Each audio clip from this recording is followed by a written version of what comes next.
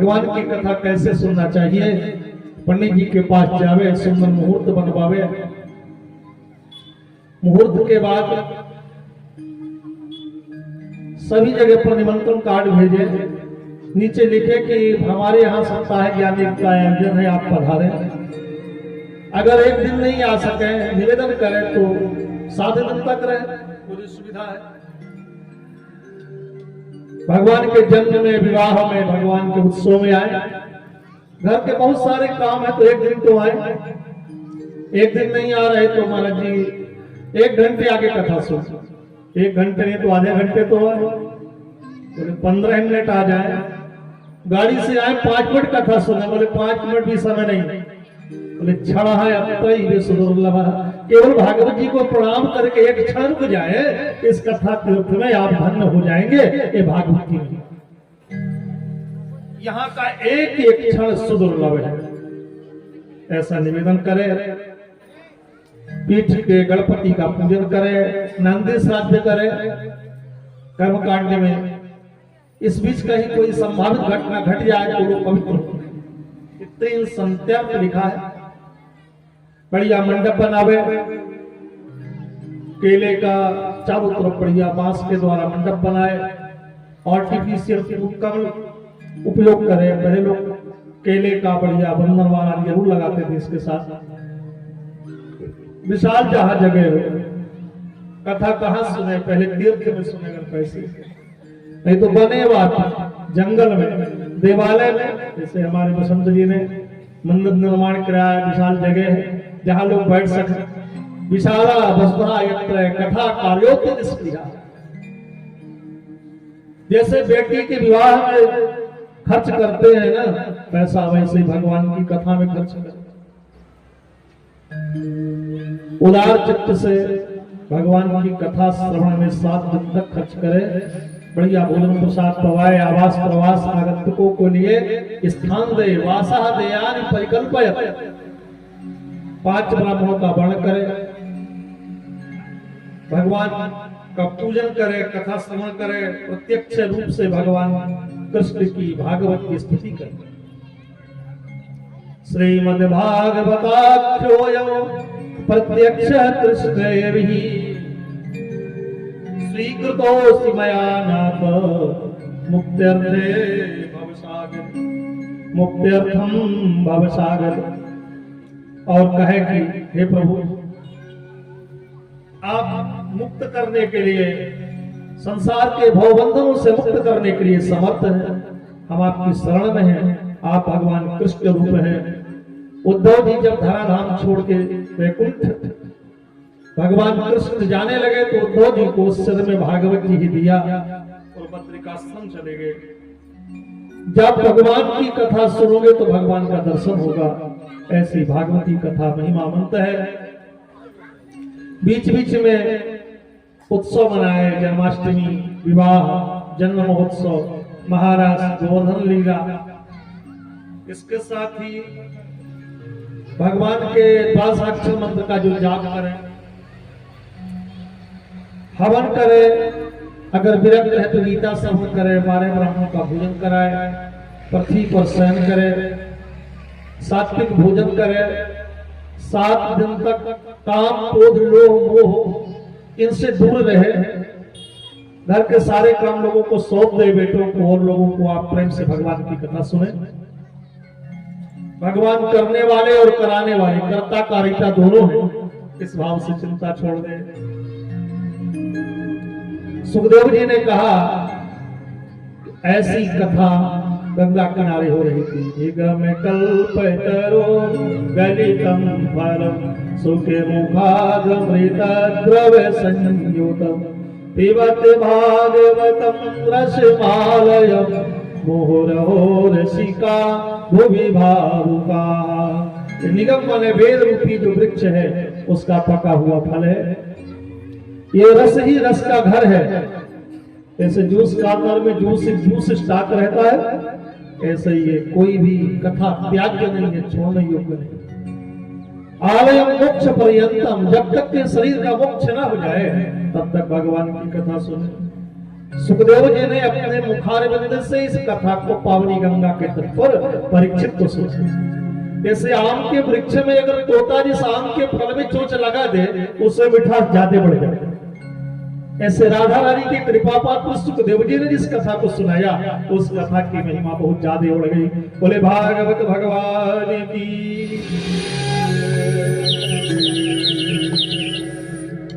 ये भागवतामृत केवल भूमंडल पर है। मुंह रहो रसिका भूमि भावुका, पृथ्वी में रहने वाले जो भावुक प्रेमी भक्तजन है उन्हीं के लिए, अन्य जगह नहीं है। तभी तो देवता लोग सामने खड़े हुए और सुखदेव जी ने वापस कर दिया। स्वर्ग से आए थे, परीक्षित को अमर करने के लिए आए और बदले की भावना। सूत जी कहते हैं यह भागवतामृत स्वर्ग में नहीं है। स्वर्गे सत्ते कैलास वैकुंठे नास्ति अयं रसः, अतः पिबन्तु सद्भाग्या मामुञ्चत करहचित्, मामुञ्चत करहचित्। न तो ब्रह्मलोक में है, न स्वर्ग में है, न कैलाश में है, इसलिए इसका एक भी अंश त्याज्य नहीं। भगवान भोलेनाथ एक बार शिवाजी को लेकर, पार्वती जी को लेकर नंदी में बैठकर कैलाश शिखर से नीचे हरिद्वार आ रहे। गंगा के तट पर एक बट वृक्ष पड़ा, गंगा के किनारे बढ़िया बालू थी।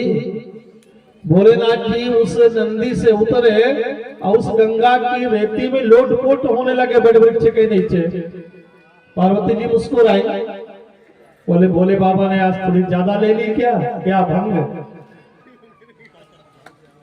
बोले महाराज आप ऐसा लोटपोट क्यों हो रहे थे। बोले तुम्हें नहीं मालूम देवी, मैं जानता हूं भागवत की महिमा। आज के 100 वर्ष के पहले गंगा के तट पर बट वृक्ष के नीचे संकादियों ने भगवान की कथा सुनाई थी, इसलिए वो स्थान तीर्थ हो जाता है जहां एक बार भागवत की कथा हो जाती है। बोले भागवत भगवान की, उसकी महिमा बढ़ जाती है। प्रहलाद सतालधारी तरल गति तया, चोद्धवः कंसधारी, वीराधारी सुरर्षिश्वर कुशलतया, राज करतार्जुनो, इंद्रोवादिनी मृदंग जय जय शुकरा, कीर्तने ते कुमारा, यत्राग्रे भावभक्तः सरस रचने, व्यास पुत्रो बहु, व्यास पुत्रो बहु। उस कथा में प्रहलाद जी आए, अर्जुन जी सुंदर राग के द्वारा संकीर्तन करने लगे, प्रहलाद जी ताल देने लगे, इंद्र जी मृदंग बजाने लगे, सनक सनंदन सनातन संत कुमार जय जयकार की ध्वनि करने लगे, देवर्षि नारद वीणा गायन करने लगे। अद्भुत समागम हुआ, बड़ा सुंदर कीर्तन हुआ, जहाँ भगवान कृष्ण स्वयं वास विजय के प्रकट हो गए। बोले ब्रह्म गोपाल भगवान की। और इसके बाद ठीक ऋषियों ने कहा भगवान कृष्ण जी के वैकुंठ जाने के 30 वर्ष के बाद कृष्ण निर्गमात् सत वर्षाधिगत कलो नौमीते नभस्ते च कथारंभम सुखो करो। सुखदेव जी ने परीक्षित को गंगा के किनारे कलयुग के ठीक 30 वर्ष लग जाने के बाद सुनाई। 30 वर्ष उनका राज्य चला। परीक्षित के श्रवण करने के ठीक 200 वर्ष के बाद कार्तिक में, कलयुग में ही संकादियों ने कार्तिक के माह में गंगा जी के तट पर नाथ जी को कथा सुनाई। उसके बाद सुखदेव जी और संकादियों के बाद गोकर्ण जी ने धुंधकारी को कथा सुनाई। आषाढ़ के माह में और श्रावण में ऐसा रस का प्रवाह निरंतर सदियों से बढ़ता आ रहा है। असारे संसारे विषय विषसंगा कुलधीय क्षणार्धम क्षेमार्धम। अगर अपना कल्याण चाहते हैं एक क्षण भगवान की कथा सुने, कल्याण हो जाएगा। सूर्य ऋषियों को नैमिषारण्य में भगवान का मंगलाचरण करते हुए बताते हैं, भगवान सत्य भगवान को हम प्रणाम करते। जन्माद्यस्य यतोऽन्वयादितरतः चार्थे सविज्ञः स्वराट् तेने ब्रह्म हृदयादि कवये मुह्यन्ति यत् सूरयः। तेजो वारिमृदां यथा विनिमयो यत्र त्रिसर्गो मृषा धाम्ना स्वेन सदा निरस्तकुहकं सत्यं परं धीमहि, सत्यं परं धीमहि।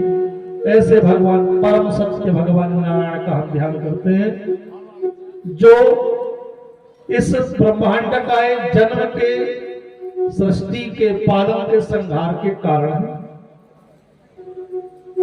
जो स्वयं प्रकट होकर के क्षीरसाई भगवान अपने नाभि कमल से ब्रह्मा को उत्पन्न करते हैं, ब्रह्मा जी सृष्टि करते हैं। बड़े बड़े विद्वान भी जिनकी लीला कथाओं को सुनकर के भी वास्तविक अर्थ को नहीं समझ पाते, मोहित हो जाते हैं। विहन्ति यत् सूरय। पृथ्वी, जल, तेज, वायु, आकाश, इन पंच तत्वों से सृष्टि का, संसार का निर्माण हुआ। भगवान का धाम पवित्र है, शुद्ध है। आदि कवि ब्रह्मा जी को कहा गया है, जो उनके कमल से प्रकट हो गए, जो अपने प्रकाश से प्रकाशित है भगवान, जिनकी लीला तीनों काल में सत्य है, भूत भविष्य वर्तमान। और ये संसार जगत जो मिथ्या समझ में आता है वो मिथ्या नहीं है, त्रिसर्गो मृषा सत्यभाषी।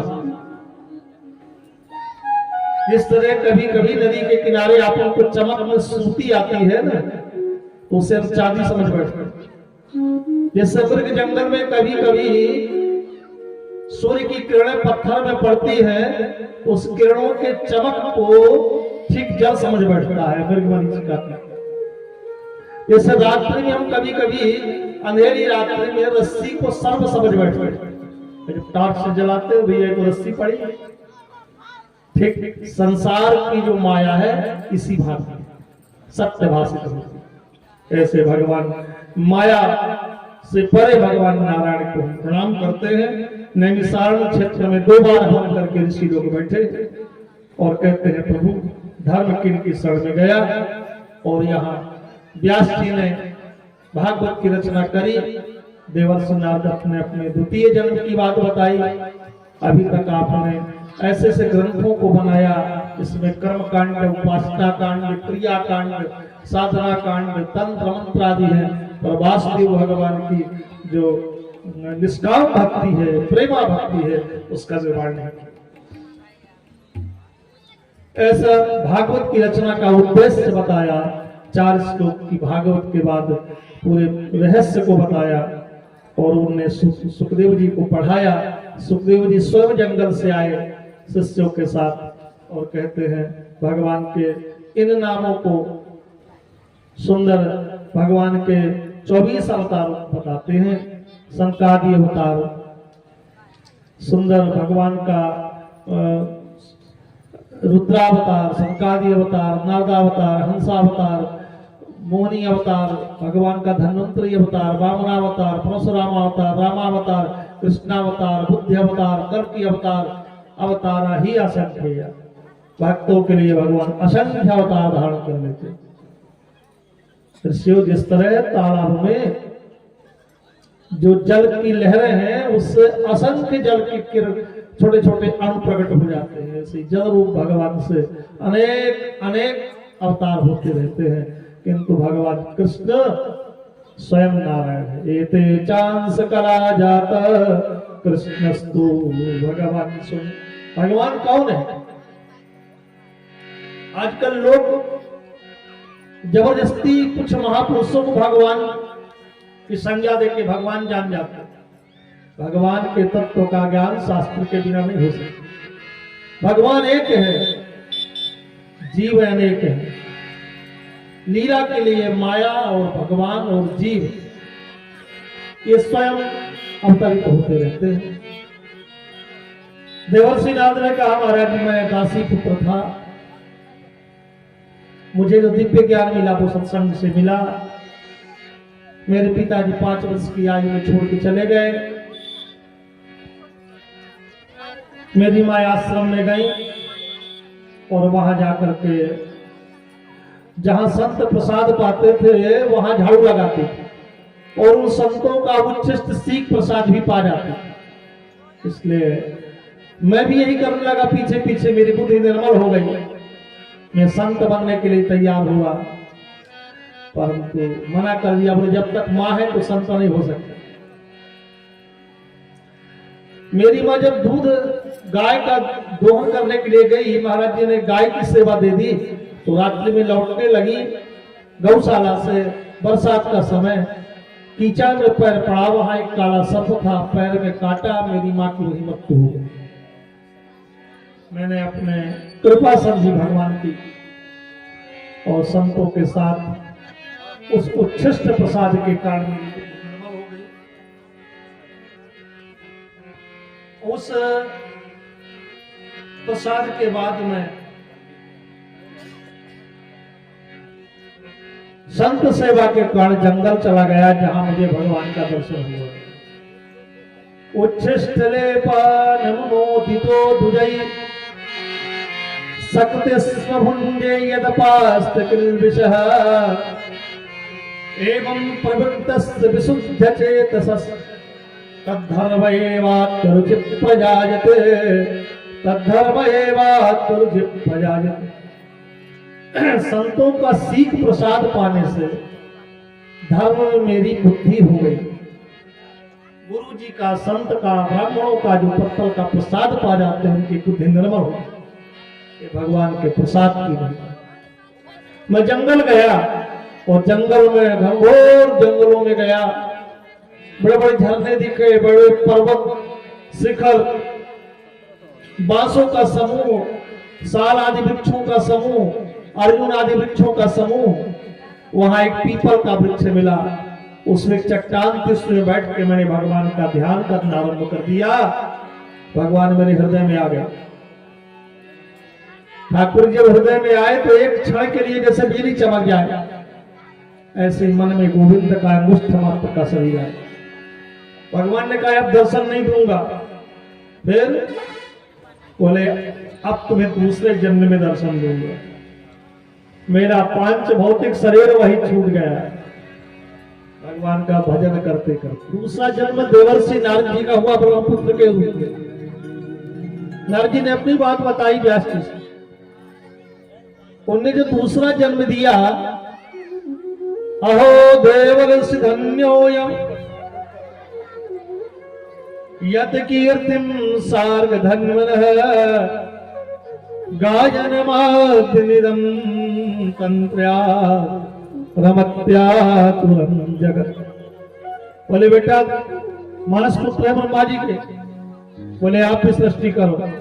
बोले पिताजी हम सृष्टि नहीं करेंगे। देवरत्न विमाम वीणाम गायमानश्चरम्यहम। देवताओं ने ब्रह्मा जी के मध्य में स्वर्ग में नारद जी को वीणा दे दिया और तंत्र अवस्तार के द्वारा। तंतु वाद्य बड़ा कठिन होता है, शिशिर और तंतु दो वाद्य है शास्त्रीय संगीत। तार के द्वारा जो शब्द निकाले जाए, हवा के द्वारा निकाले जाए, बांसुरी शिशिर वाद्य। देवर्षि नारद जी ने सारे गामा पाधानी जो शास्त्रीय संगीत है उसे प्राप्त किया स्वर्ग से, जो आप सुन रहे थे। और सारे जगत को बोले में रमाता रहता हूं नारायण कीर्तन के द्वारा, ठीक है ना। रमत्या तुरम जगत। इसलिए मेरे दूसरे जन्म की बात के बाद मैंने भी महाराज प्रपंच में पढ़ा नहीं। व्यास जी आप भागवत की रचना करिए। सुखदेव जी भागवत पढ़ते हैं। सौनक जी ने प्रश्न किया कि महाराज परीक्षित का समागम कहां पर हुआ, सुखदेव जी कैसे आए। बीच में महाभारत की कथा भी थोड़ी सी बताई, क्योंकि महाभारत के बाद भागवत की रचना हुई। उस महाभारत में भगवान कृष्ण सारथी बने। 18 दिन तक महाभारत चला और उसमें दुर्योधन, दुशासन आदि सब धृतराष्ट्र के देखते देखते मारे गए। भीष्म का महाप्रयाण की चर्चा है।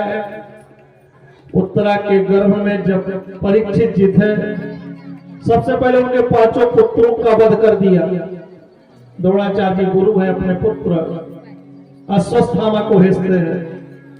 ब्रह्मास्त्र लेकर के गए और शिविर में देखा ये 5 के 5 पांडव नहीं समझ में आ रहे हैं, इसलिए उनके पुत्रों के ही सिर को काट करके दुर्योधन के सामने रख दिए।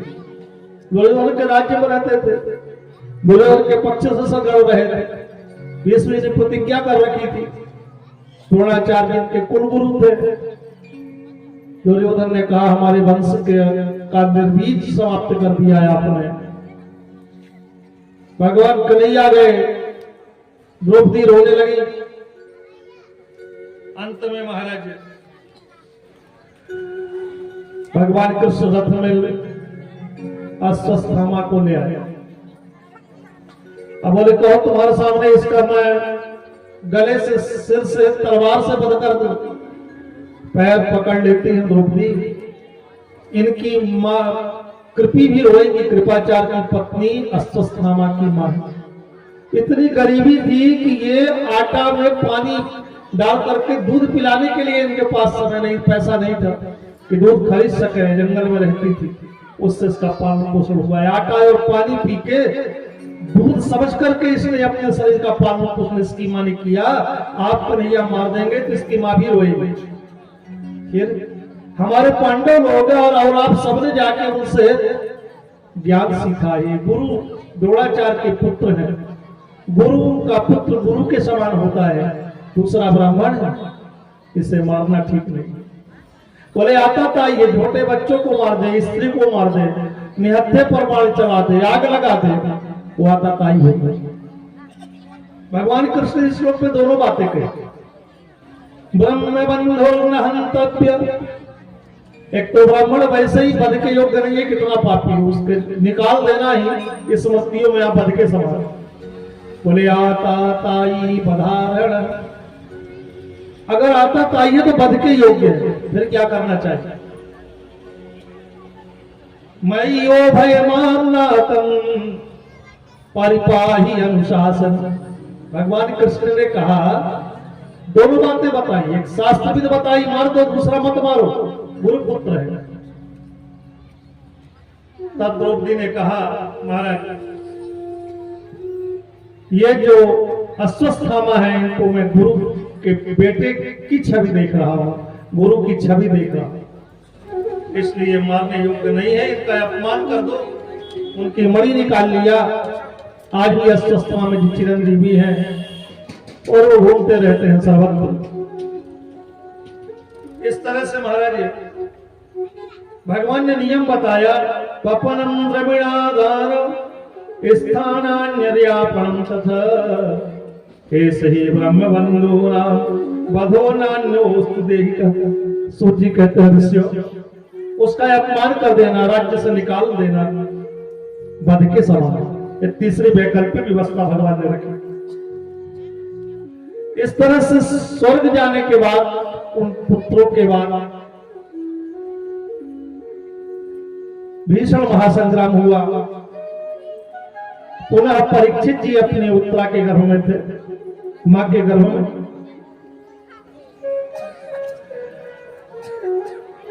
अर्जुन के बेटे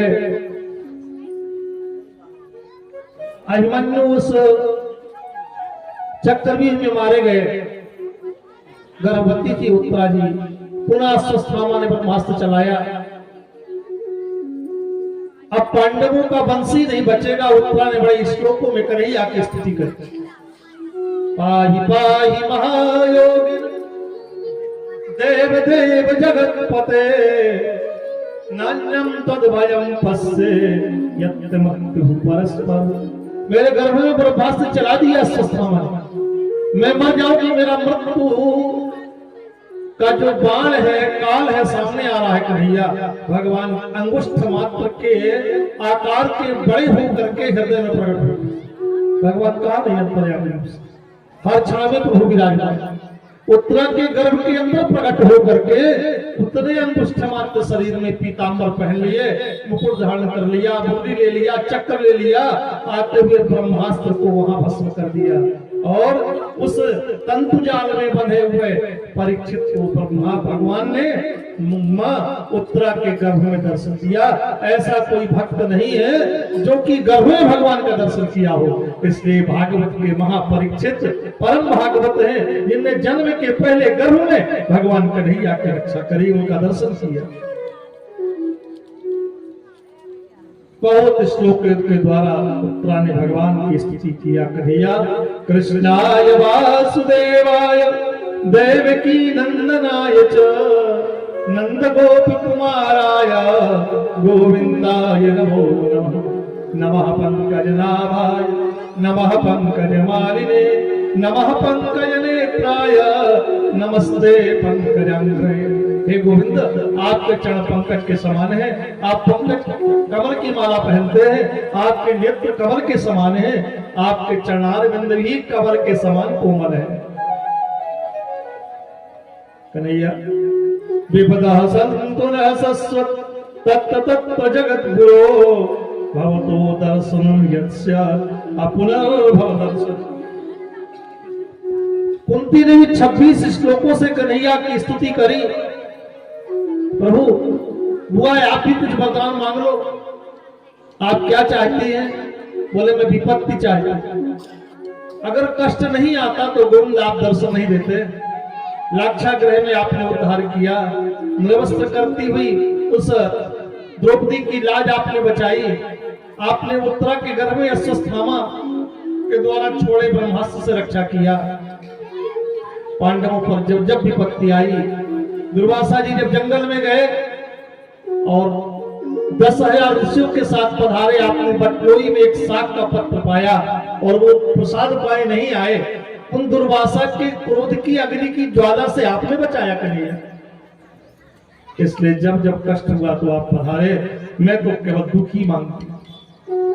कुंती जी ने कहा जन्म ऐश्वर्य सुति एधमान मदह पुमान नैवार हत्तहि वदातु वै त्वाम किंचन गोचर नमो किंचन वित्ताय निवृत्त गुण वृत्तये आत्मा रामाय शांताय कैवल्य पतये नमः। आपने अगर आज तक कृपा की है तो आकिंचन पर की है, बड़े लोगों पर कृपा नहीं करी। इसलिए हमारे हृदय अभिमान नहीं आए कि हम कुलीन ब्राह्मण हैं, हम पैसे वाले हैं, हमारा ऐश्वर्य है, हमारी प्रतिष्ठा है। ये सब कुछ नरक में ले जाने का हेतु। हम अकिंचन बने रहे, आपके दास बने रहे, सेवा करते रहे। आपने उन्हीं को दर्शन दिया जो कि कन्हैया अकिंचन हुए, आपके दास हुए, अनन्य भाव से आपकी सेवा करी, जिनके हृदय अभिमान नहीं, क्योंकि आपकी नाम रूपा लीला अनंत है। श्रवन्ति गायन्ति गणन्त विक्षणसः स्मरन्ति नन्दन्ति तवेहितं जन तयेव पश्यत्यचिरेण तावकं भव प्रवाहो परमं पदाम्बुजम्। आपके नाम रूप लीला का जो गायन करते रहते हैं, श्रवण करते रहते हैं, कथा बार बार सुनते रहते हैं, अभिक्षण सह बार बार वे भाव के प्रवाह में नहीं पड़ते। जैसे नदी जब आती है तो लोग ये तो नाव का सहारा ले ले, ये नाव से उस पार चले जाए, तो भाव के प्रवाह की तरह उस आई हुई नदी में बहते नहीं, बच जाते। आपके चरणों का जो सहारा ले ले। महाभारत के बाद भीष्म जी की सरसैया बनाई और फाल्गुन शुक्ल द्वादशी को महाप्रयाण में भगवान कृष्ण ने जगह जगह पांडवों की रक्षा करी। भीष्म जी ने दुर्योधन को कहा, कल अगर आपकी पत्नी भानुमति प्रातः मेरे 4 बजे दर्शन करने के लिए आ जावे तो उसमें अमोघ आशीर्वाद सौभाग्यवती होने का दूंगा।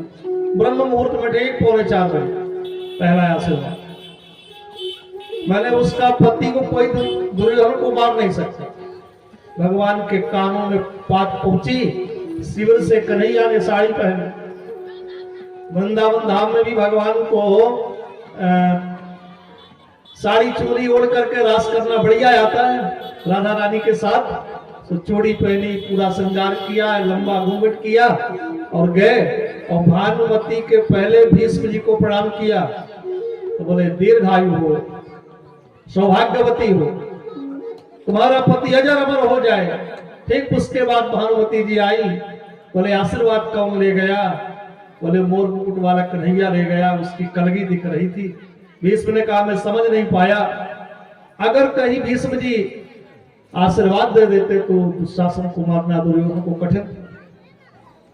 भगवान ऐसा बीच में पांडवों की सहायता करते, क्योंकि आतताई है, इनने अधर्म का अन्याय किया, भाइयों को 5 गांव नहीं दे रहे, उनके पिता भी उन पर मोहित हैं, इसलिए भगवान ने उन आतताइयों का वध करा दिया बीच में। उनका अवतार इसलिए हो। भीष्म ने कहा मैं इच्छा मृत्यु का वरदान है और मैंने इसलिए विवाह नहीं किया, पिताजी की आज्ञा मानी, आजीवन हस्तिनापुर की रक्षा करने का संकल्प लिया, पूरा महाभारत संपन्न करा के युधिष्ठिर को राजा बनाया। और जब वो जाने लगे तो भगवान की याद आई, जो आपने संकल्प किया था प्रभु कि मैं शस्त्र नहीं उठाऊंगा और मैंने बाणों की बरसात कर दी। मैंने भी संकल्प लिया जो मैं हरि आज शस्त्र न गहाऊं तो जानु पुत्र गंगा पुत्र भीष्म ने कहा। और आप उस रथ के पहिए को लेकर के दौड़े। आपका उत्तरीय जो पीतांबर था ना, वो आपके पैरों के अंगूठे के आगे आ गया। आपने रथ के चक्के को ही चक्कर बना लिया, मेरी ओर दौड़े, मुस्कुराया, प्रभु अपने प्रतिज्ञा की तो याद रख, और आपने दर्शन देके धन्य कर दिया। भक्त पांडवों के लिए आप साथी बने, परंतु शस्त्र भी आपने उस रण में युद्ध में उठा लिया। वो छवि का दर्शन हो रहा है। अंतः श्वास पारमत, ऐसा कहते कहते भीष्म जी का महाप्रयाण हो गया। उनकी ज्योति भगवान ने समा। वृंदावन बिहारी लाल की।